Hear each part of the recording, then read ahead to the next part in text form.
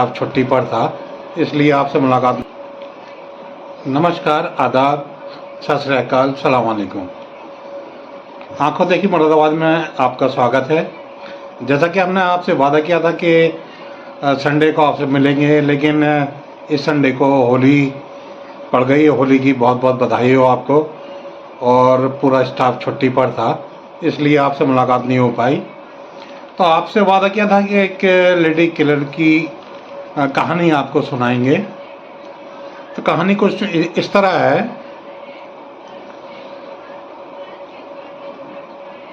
Sunday रोज की तरह हम फील्ड में निकल रहे थे। संडे का दिन था। एक कॉल मेरे पास आई और कॉल करने वाले ने कहा कि मुगलपुरा के पार्षद लाल मस्जिद स्कूल के इलाके के पार्षद सरफराज कल से लापता है। वह घर से नगर निगम के लिए पेमेंट लेने निकले थे, लेकिन अब तक उनका कुछ पता नहीं चल पाया है। मैंने पूछा उनसे कहाँ गए थे, तो घर वालों ने जो बताया उसे सुन के मैं हैरान रह गया और मैंने उनसे फ़ौरन थाना से सिविल लाइन आने के लिए कहा। उस समय एसपी सिटी नवनीत राणा जी हुआ करते थे। थाने आकर मैंने राणा जी को कॉल की। मैंने सर संडे का दिन है, आपको डिस्टर्ब करना है, थोड़ा एक मजबूरी आ गई है। उन्होंने कहा आओ खालिद घर पर आ जाओ, मैं घर पर ही हूँ। हम 4 लोग, जिसमें सरफराज के भाई और मेरा दोस्त कशिश वारसी, मैं भी मुलाकात कराऊंगा मैं आपसे, और एक सज्जन और, हम वहाँ पहुँचे और एसपी सिटी राणा साहब को बताया कि इस मुगलपुरा लाल मस्जिद के पार्षद सरफराज कल से लापता हैं और इस तरह ये बात है। उन्होंने फ़ौरन देर ना करते हुए पार्षद की तलाश में 4 टीमों का गठन किया, जिसमें inspector Mughalpura, inspector civil line, SOG और रेल चौकी इंचार्ज। रेल चौकी इंचार्ज को उस लेडी के घर भेजा गया तो पता चला कि वो हरिद्वार गई हुई है। इससे पहले उसके रामगंगा बिहार स्थित जो सोनकपुर स्टेडियम के सामने गली जा रही है, वहाँ तीसरी मंजिल पर ट्रिपल स्टोरी में उसका फ्लैट था। वहाँ पता करवाया तो पता चला कि वो बाहर गई हुई है और फ्लैट में ताला लगा हुआ है। इसके बाद उसके घर पर रेल चौकी से पुलिसकर्मी गए तो पता चला कि वो हरिद्वार में गई हुई है। नवनीत राणा जी ने एक टीम को हरिद्वार के लिए रवाना किया और साथ ही पता ये चला कि कौन कौन लोग उसकी लेडी के घर आया जाया करते हैं। तो पता ये चला कि एक लाइन पार का कोई पत्रकार है, वो उनके घर आता जाता रहता है। तो राणा साहब ने एसओजी के जो समय तेज तर्रार दरोगा थे सुधीर त्यागी, उनको पत्रकार को उठाने के लिए कहा। पत्रकार को वो घर पर ही मिल गया, वो उसे पकड़ लिया गया। पत्रकार ने जो बताया उससे थोड़ा लोगों को सुकून मिला कि उसने सरफराज को एक कमरे में बंद किया हुआ है, उसके कुछ पैसे उस पर चाहिए थे और इसी रंजिश में उसने एक गांव में उसे कमरे में अपने बहनोई के यहाँ बंद किया हुआ है। फ़ौरन सुधीर त्यागी अपनी टीम के साथ उस पत्रकार को जंगलों में ले गए। कभी बहजोई, चंदोसी, 4-5 जगह वो उस पत्रकार ने रात के 8-9 बजे तक पुलिस को काफ़ी परेशान किया। आखिरकार टीम को ये लगने लगा कि ये झूठ बोल रहा है, इसको थाने लेके आया जाए। इतने में जो टीम हरिद्वार गई थी, वहाँ से रजनी का पता किया। लेडी जो बता रहे हैं उसका पता किया तो पता चला कि वो 1 घंटा पहले ही मुरादाबाद के लिए रवाना हो चुकी है। लेकिन उसके जो 2 साथी उसके साथ आए थे वो सामने वाले कमरे में रुके हुए हैं धर्मशाला में। पुलिस ने उन दोनों को अपने कस्टडी में लिया और मुरादाबाद के लिए रवाना हो गई। इधर रजनी की तलाश में 3 जगह टीमों को लगाया गया था। वो 3 जगह में कहीं भी उतर सकती थी। पहली जगह थी पेशी गुलाम मस्जिद के पास, पहली पॉइंट था गुलाम मस्जिद के पास जहाँ से उसका फ्लैट 1000 कदम की दूरी पे था, और दूसरा पॉइंट पेशी, और तीसरी पॉइंट पुराना रोडवेज बस अड्डा। यहाँ पर फोर्स 3 जगह लगा दी गई ताकि अगर वो लेडी उतरे तो उसे वहीं पकड़ लिया जाए। इन दोनों जगह में वो कहीं नहीं उतरी, सीधी रोडवेज पुराना रोडवेज पर उतरी। वहाँ पुलिस पहले से ही तैयार थी। पकड़ के उसे थाने लाया गया। थाने ला के उससे पूछताछ की गई कि सरफराज आए थे, तो उन्होंने कहा हाँ कल वो आए थे और मुझे कुछ खर्चे के पैसे देने के बाद अपने घर के लिए कह करके चले गए हैं। अब क्योंकि वो 2 लोग भी जिसमें एक शुक्ला नाम का आदमी था और एक मनोज नाम का आदमी था, इन दोनों को भी पुलिस हरिद्वार से थाने ला चुकी थी। इन दोनों से पता किया आप सरफराज को जानते हैं? उन्होंने कहा हाँ हमने 1-2 बार इनके फ्लैट पे उसे आते जाते देखा है, इसके अलावा कुछ नहीं। अब जब वो एक एसओजी की टीम के साथ जो पत्रकार वहाँ उन्हें चक्कर लगाता फिर रहा था, उसको वापस थाने लाया गया। जब लगने लगा कि ये झूठ बोल रहा है, फिर उसके बाद उस पत्रकार को आखिरी बार मौका दिया गया कि अब सच बता दे। तो उसने यही कहा कि मैं मार की वजह से झूठ बोल रहा था, वो उसके बारे में मुझे कुछ नहीं पता। एसपी सिटी नवनीत राणा जी के आदेश पर पत्रकार को छोड़ दिया गया। बाकी बचे अब ये 3 लोग, जिसमें वो लेडी, शुक्ला और मनोज। 12 बजे तक पुलिस इनसे पूछताछ करती रही तीनों से, लेकिन ये इनका एक ही जवाब था कि वो जानते हैं, कल पैसे दे करके गए थे, अपने घर के लिए रवाना हो गए।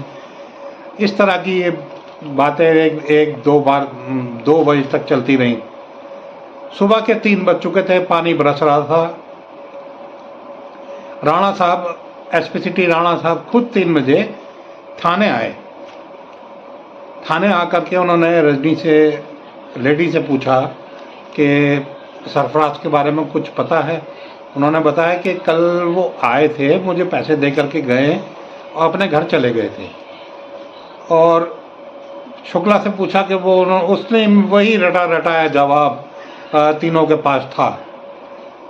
राणा साहब, जैसा कि हमारे पुलिस कप्तान हेमराज मीणा जी और एसपी ग्रामीण संदीप कुमार मीणा जी और एसपी सिटी अखिलेश भदौरिया जी की आदत में शुमार है कि वे घटना के बाद क्राइम सीन पर जाया करते हैं, इसी तरह नवनीत राणा जी में आदत थी कि वे छोटी सी छोटी क्राइम की घटना पर भी मौके पे पहुंच जाया करते थे। 3 बजे जब ये लोग इधर उधर की बातें करने लगे, पुलिस को गुमराह करने लगे, तो राणा साहब ने कहा कि अब स्पॉट पर जाके देखा जाए कि आखिर मामला है क्या। राणा साहब फोर्स के साथ उस लेडी को लेके उसके फ्लैट पे पहुंचे। फ्लैट पे पहुंचने के बाद उससे जब चाबी मांगी गई तो उसने कहा कि वो चाबी हरिद्वार में भूल आई है। राणा साहब ने, नवनीत राणा जी ने दरवाज़ा तोड़ने के आदेश दिए। दरवाज़ा तोड़ दिया गया। दरवाज़ा टूटते के साथ ही सबसे पहला कदम एसपी सिटी नवनीत राणा जी ने ही कमरे में रखा। एक कदम उन्होंने रखा ही था, वापस वो फौरन पीछे लौट आए। साथ में लौटने के बाद साथ में मैं था, मुझसे राणा जी ने कहा कि खालिद उसका इन्होंने कत्ल कर दिया। मैंने सर ऐसा कैसे पता चला? बोले वो जब दरवाज़ा गिरा तो खून की जो स्मेल थी वो आई है, और अब ये थाने पहुँच कर ही पूरी घटना की जानकारी देंगे। टीम को वहाँ लगा दिया गया तलाशी के लिए। जो और टीमें थी सबको बुला लिया गया, फॉरेंसिक जांच टीम को बुला लिया गया, और फिंगरप्रिंट्स एक्सपर्ट्स सभी टीमें वहाँ पहुँच गईं। 4 कांस्टेबल वहाँ छोड़ करके लेडी को साथ ले करके थाने आए। थाने ला करके फिर उसे अपने अंदाज में 4 पुलिस कांस्टेबल, महिला पुलिस कांस्टेबल को कहा कि अब देर हो चुकी है, ज़रा इनकी खातिर जवातिर करें तो थोड़े खाना वाना खिला दें, नाश्ता वाश्ता करा दें। इसी तरह सुधीर त्यागी जी को जो है एसओ जी के दरोगा थे उनसे कहा कि शुक्ला और मनोज को काफ़ी भूख लगी होगी, इनको थोड़ा नाश्ता वाश्ता करा दो। तो तीनों को अलग अलग कमरे में ले जाया गया नाश्ते के लिए। 1 घंटे तक नाश्ता होने के बाद फिर 4 बजे, 4 साढ़े 4 बजे करीब 5 बज चुके थे, तो 5 बजे उन्होंने बताया एक टीम को अब इनके 2 पार्षद के परिवार वालों के साथ काशीपुर भेजा जाए। एक टीम को काशीपुर रवाना किया गया जिसमें पार्षद के भाई और थाना सिविल लाइन के 4 कांस्टेबल शामिल थे। तो काशीपुर जब वो पहुँचे तो पता ये चला कि हाँ एक बक्से में डेड बॉडी मिली थी, उसको यहाँ बड़े कब्रिस्तान में दफना दिया गया है, और ये कपड़े और जो बॉडी के साथ सामान था वो ये सामान पोटली में बंद है। परिवार वालों ने देखा और वो पोटली में बंधे कपड़े और सारा सामान देखकर पहचान गए कि हाँ ये पार्षद सरफराज का ही है। अब दिन हो चुका था। राणा जी ने कहा कि 2:30 बजे पीसी का टाइम है। उन्होंने यहाँ कांट रोड पे अपने ऑफिस में पीसी का टाइम रखा। प्रेस कॉन्फ्रेंस 2:30 बजे शुरू हुई, और उस प्रेस कॉन्फ्रेंस में राणा साहब ने जो खुलासा किया वो बेहद चौंका देने वाला था। हमने हज़ारों कत्ल की कहानी लिखी हैं, लेकिन ऐसे कत्ल हमने अपने क्राइम रिपोर्टिंग में सिर्फ 10-15 ही देखे हैं कि इस तरह कत्ल, फिर बेरहमी से कत्ल, और उसके बाद हैवानियत। ये हैवानियत भरा कत्ल था जो सरफराज का किया गया था। अब राणा साहब ने बताया जिस तरह कहानी बताई। रजनी अपने फ्लैट में रहती थी, ट्रिपल स्टोरी में, रामगंगा बिहार। वहाँ आना जाना था सरफराज का, और सरफराज का आना जाना मनोज को बुरा लगता था, जिसके ताल्लुक रजनी से हो चुके थे। रजनी ने कहा मैं पार्षद से परेशान आ चुकी हूँ, अब कोई रास्ता निकालो, इनको यहाँ ये आना बंद करें। मनोज ने रास्ता ऐसा निकाला कि पार्षद को की हत्या की पूरी कहानी रच डाली। वो बाजार गया, जो पैसे पार्षद रजनी को खर्चे पानी के लिए देके गया था, उन्हीं पैसों में से एक हथौड़ा, आपने देखा होगा कि जो अक्सर टेंट लगाए जाते हैं, 50 किलो का हथौड़ा, 50 किलो का हथौड़ा जिसको सड़क पे लोहे का वो गुलमेक गाड़ा जाता है, वो हथौड़ा लेके आया, एक बक्सा लेके आया। श्री प्रकाश शुक्ला की ये जिम्मेदारी थी, वो नशीली दवा लेके आया। उस दिन 27 तारीख के दिन नगर निगम से पेमेंट लेने के बाद जब सरफराज रजनी के फ्लैट पर पहुंचा, तो फ्लैट पे पहुंचते ही रजनी ने उसे नचली चाय पिलाई। चाय पिलाने के बाद पार्षद बेहोश हो गए। बेहोश होने के बाद इन तीनों ने, रजनी उर्फ वंदना श्री प्रकाश शुक्ला और मनोज, इन तीनों ने बेहोश पार्षद को फर्श पर लिटाया। फर्श पर लिटाने के बाद उसके सर के नीचे तकिया लगाया। तकिया लगाने के बाद गद्दा बिछाया, गद्दा, ताकि अगर वो सर पे वार करें तो नीचे रहने वाले फ्लैट वालों को इसकी आवाज़ ना आए। पहला वार उसके सर पे किया गया तो आप यकीन मानिए कि सर का ये जो हिस्सा था वो एक किताब, पतली किताब के बराबर में जाकर जैसा होकर के बिल्कुल सिमट गया था। मुंह की हड्डियाँ, सर की हड्डियाँ, सिर्फ गर्दन से बची ये हड्डी के से चिपके हुए थे, बाकी सब कुछ पतली किताब की तरह हो चुका था। इसके बाद और एक बेरहमी इन तीनों हत्यारों ने की कि एक हथौड़ा उसके पार्षद सरफराज के सीने पे मारा, जिससे सीने की पसलियां जाके पीठ से चिपक गई और एक पेपर की तरह बन गई। और फिर पूरी जैसे उन्होंने तैयारी की हुई थी, एक बॉक्स था लोहे का, नया खरीद के लाए थे, हथौड़ा, नशीली दवा, उसके साथ एक प्लास्टिक का बैग जिसमें बॉडी को रखा गया। श्री प्रकाश शुक्ला एक रात में ही तांगा बुक करके लाया था। रात में ही उन्होंने बॉडी को नीचे उतारा और तांगे में रख के प्लेटफॉर्म नंबर 5 पर ले गए, जहां काशीपुर जाने वाली ट्रेन खड़ी हुई थी। उस ट्रेन में डिब्बे को चढ़ाया और किसी को शक ना हो इसलिए वो एक एक करके, एक दलपतपुर और एक मुंडा पांडे, ये दोनों लोग अलग अलग जगह पर उतर गए स्टेशन पर और बॉडी पहुंच गई काशीपुर, जहां ये पुलिस की एक अच्छी बात ये है कि लोग पुलिस को ये कहते हैं कि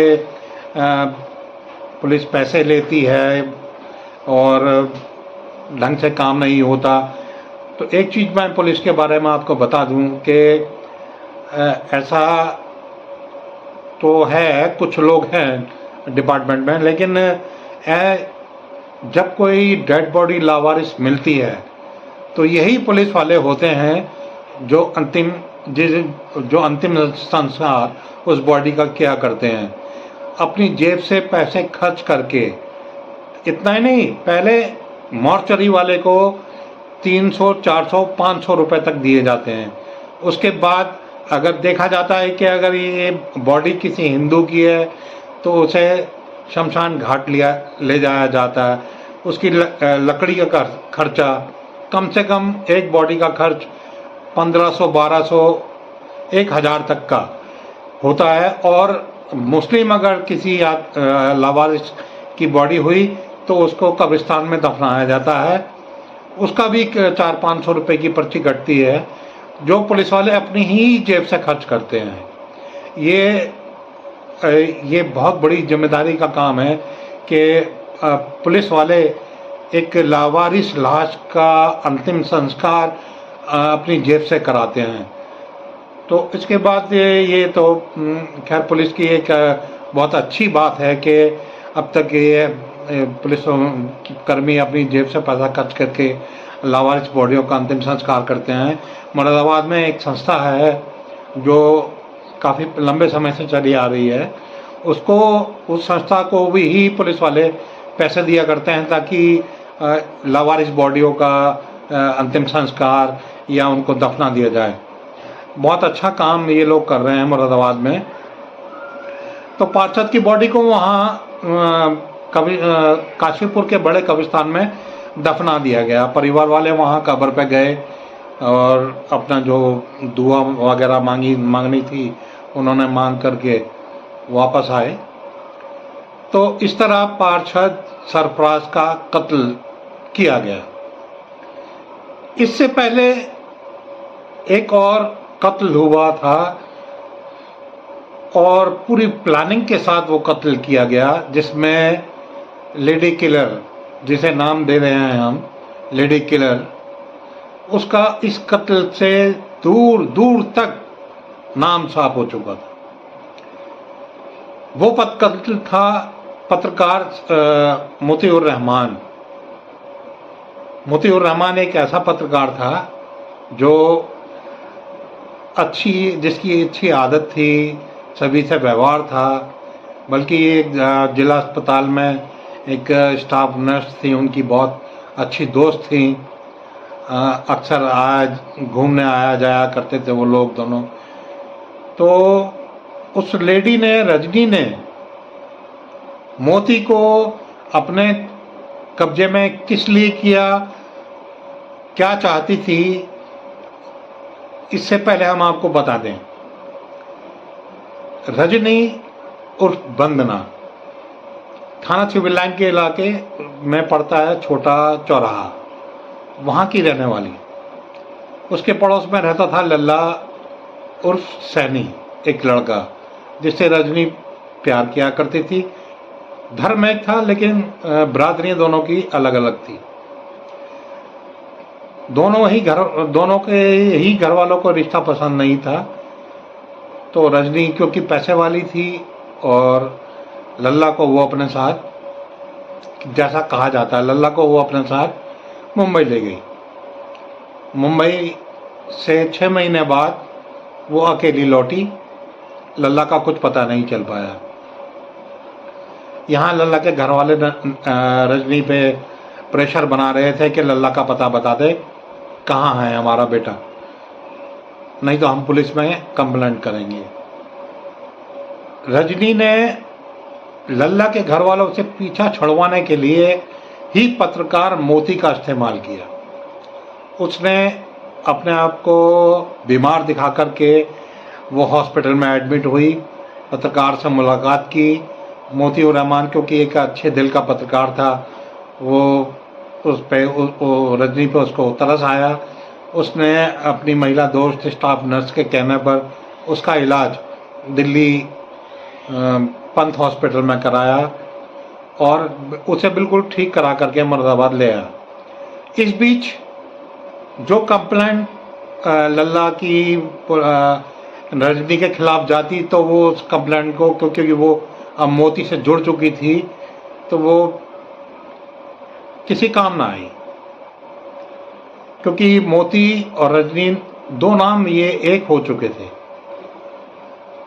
क्योंकि वो साथ में आना जाना रहना, थाने आना जाना, और एक अखबार भी उन्होंने शुरू कर दिया था, तो जिसकी संपादक शायद वो रजनी को उसने मोती ने बनाया था। अब जब लल्ला का मामला शांत हो गया, अब उसने, क्योंकि वो मोती के सारे राज जानती थी और मोती को हटाना इतना रास्ते से आसान नहीं था, उसने एक रास्ता चुना कि मोती को किस तरह अपने रास्ते से हटाया जाए।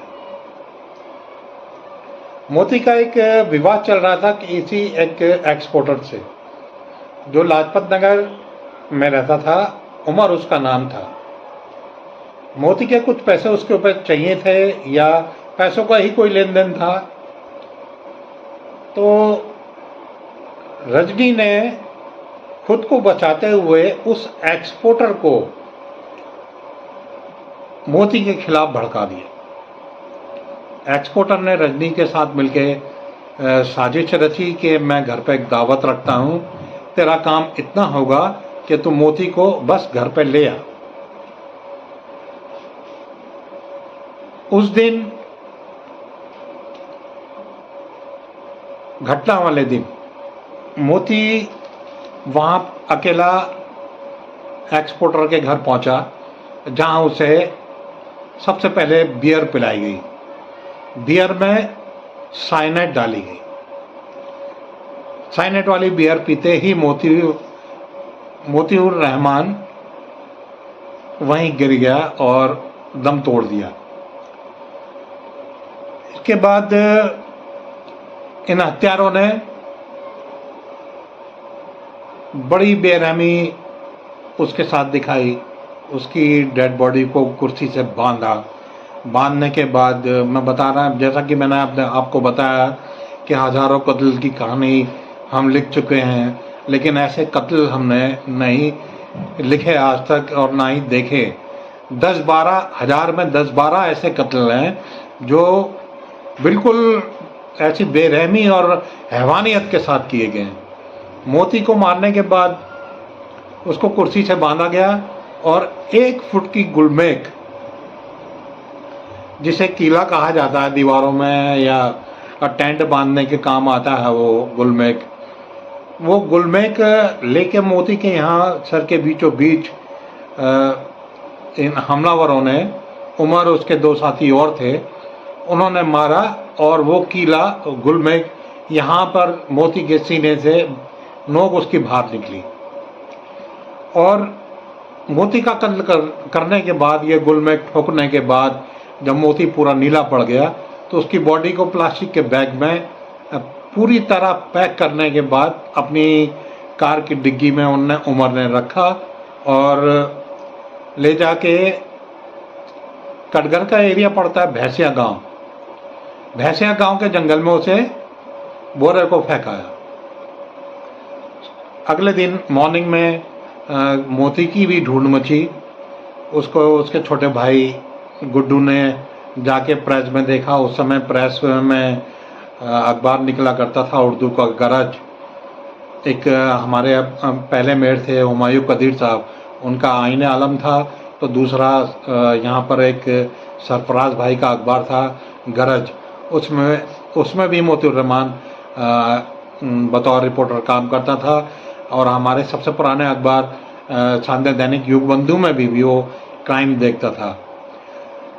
तो गुड्डू ने जब जाके प्रेस में पता किया, हो सकता है कि प्रेस में मोती सो गया हो रात में, तो पता ही चला कि वो प्रेस आया ही नहीं था।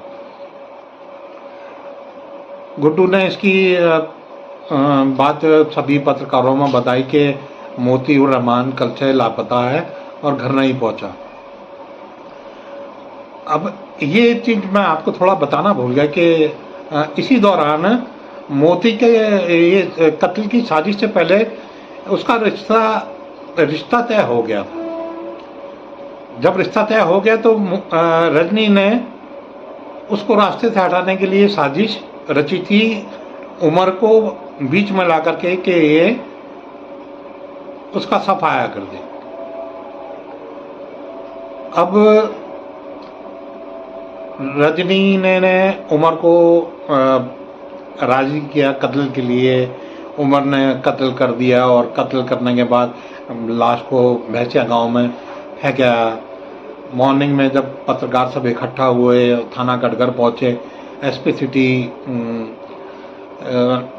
भी मौके वहाँ कटघर पहुँचे और मोतीउर रहमान से के बारे में पूछताछ की।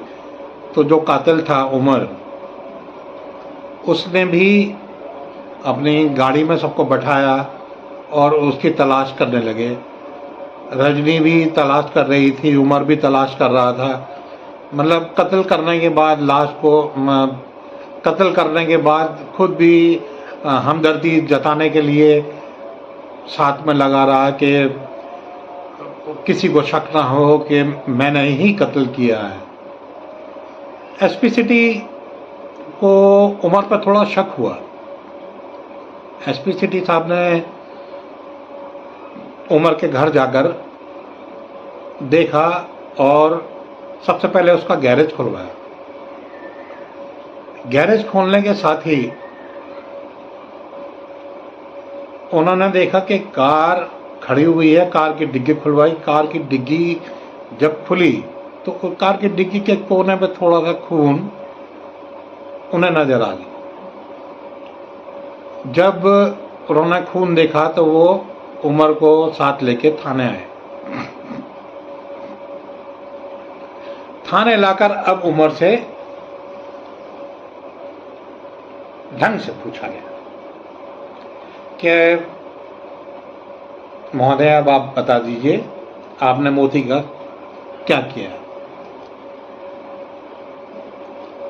इधर जब चारों तरफ ढूंढ मच रही थी तो मोती का स्कूटर रेलवे स्टेशन पर पार्किंग में खड़ा मिला। अब एसपी सिटी क्योंकि खुद मोती के अच्छे जानकार थे और मिलना जुलना डेली का एसपी सिटी साहब से रहता था मोती का, तो उन्हें मोती का अफसोस हुआ और उमर को उन्होंने ढंग से ज़रा थोड़ा टाइट किया। एसपी सिटी के सख्त होने पर उमर ने फ़ौरन ही पूरा राज कबूल दिया कि हाँ, उस दिन मैंने बदला लेने के लिए मोतीउर रहमान का इस तरह कत्ल कर डाला। इस तरह हुआ मोती का कत्ल। और रहा लल्ला सैनी का सवाल, तो लल्ला सैनी की मिसिंग जो दर्ज होनी थी वो मिसिंग तक दर्ज नहीं हुई। उसके परिवार वाले आज तक ये इंतज़ार करते हैं कि हमारा बेटा आज भी शायद वापस आ जाए, उसका क्या हुआ।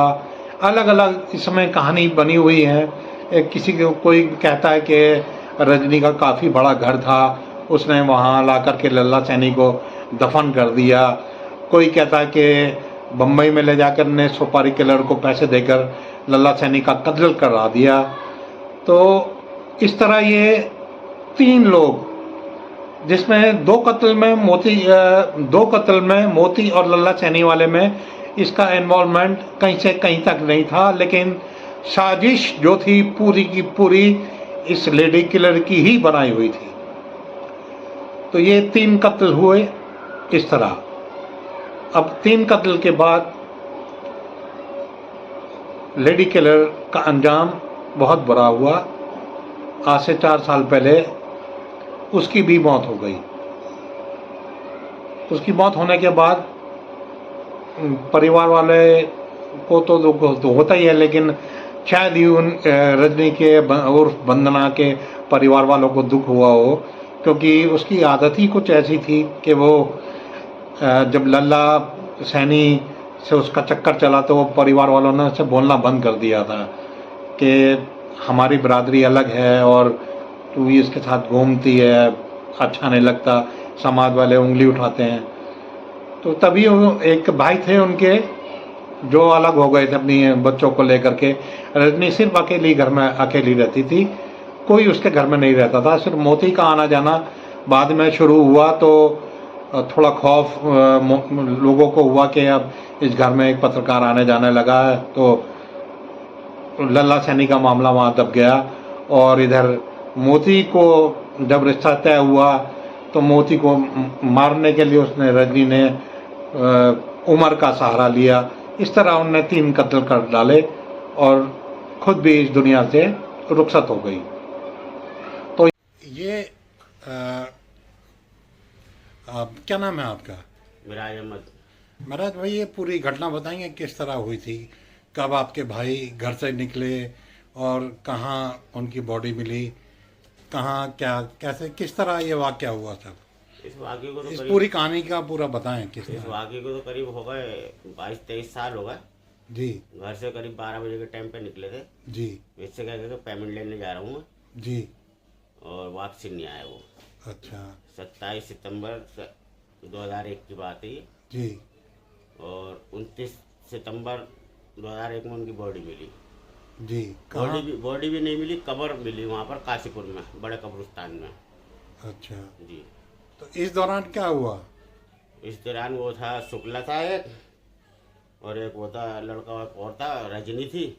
इन तीनों ने घर पर बुला कर सिविलियन में चाय के नशे में कुछ दे करके उनको मार करके बक्सा में लाश रख करके ट्रेन के अंदर रख दिया था। ट्रेन काशीपुर में लोगों ने वहाँ पर बक्सा जब देखा ट्रेन के अंदर, वो बक्सा खोला गया तो उसमें लाश थी। वहीं के लोगों ने उनको दफन कर दिया। हमें दफन के बाद पता चला।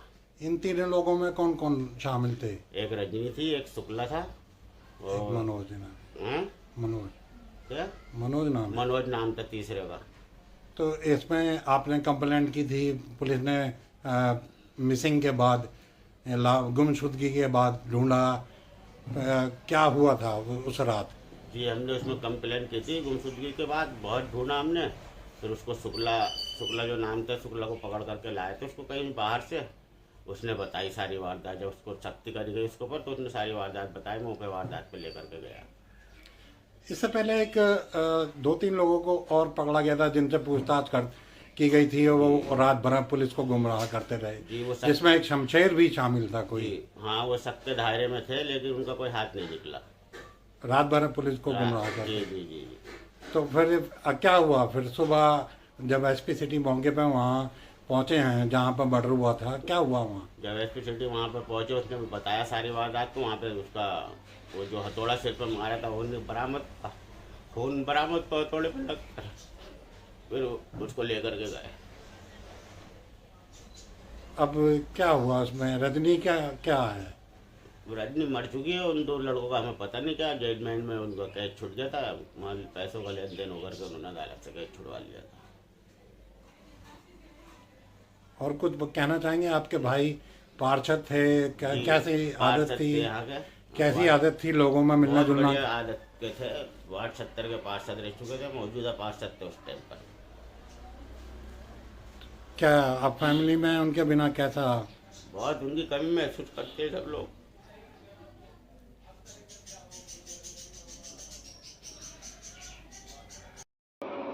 तो ये थी हमारी आज की स्टोरी।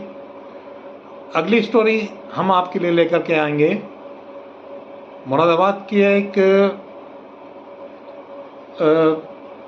मुरादाबाद में एक फंक्शन था, मुरादाबाद क्लब में शादी का फंक्शन था वो, और एक्सपोर्टर घराने में वो शादी थी जिसमें कलकत्ता के बहुत बड़े व्यापारी शामिल होने आ रहे थे परिवार के साथ। उस कत्ल की कहानी हम आपको सुनाएंगे। वो उस कत्ल में शम्स खान जिनकी कहानी आप क्राइम तक पर सुनते हैं, शम्स और हम दोनों अगले दिन मौका वारदात पर गए थे। वहाँ जाकर के हमने देखा था बड़ी बेरहमी से वो कत्ल हुए थे। तो वो गोली मारकर हत्या के, लेकिन बहुत दर्दनाक हादसा वो मुरादाबाद का हुआ था कलकत्ता के बहुत बड़े व्यापारी के साथ। तो ये तब तक के लिए मैं अपनी पूरी टीम के साथ आपसे विदा चाहता हूँ। शुभ रात्रि, आदाब, सत श्री अकाल, अस्सलाम वालेकुम।